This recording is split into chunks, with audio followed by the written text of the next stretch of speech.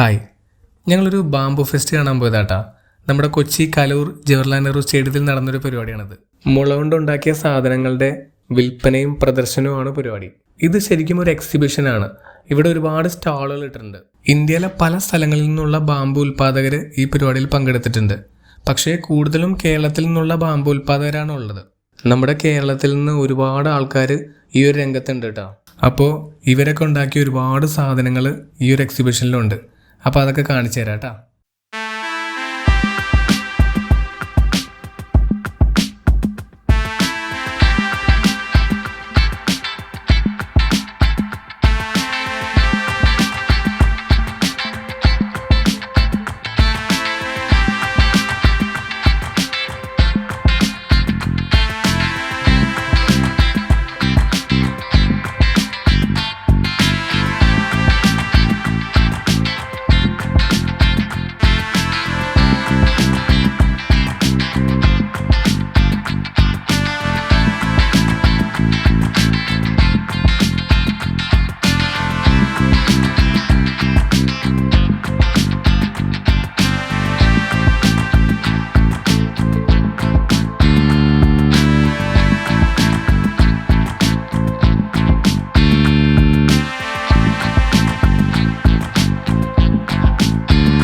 ദേ, ഈ കളിപ്പാട്ടം ഓർമ്മയുണ്ടാ?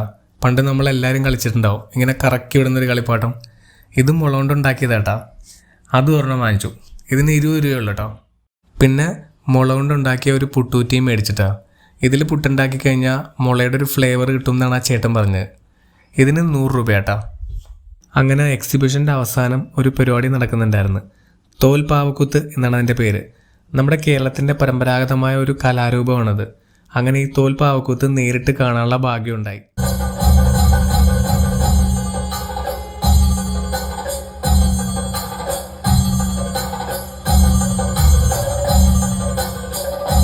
അപ്പോൾ എൻ്റെ ഈ വീഡിയോ ഇഷ്ടപ്പെട്ടെങ്കിൽ സബ്സ്ക്രൈബ്, ലൈക്ക്, ഷെയർ എല്ലാം ചെയ്തേക്കണം കേട്ടോ.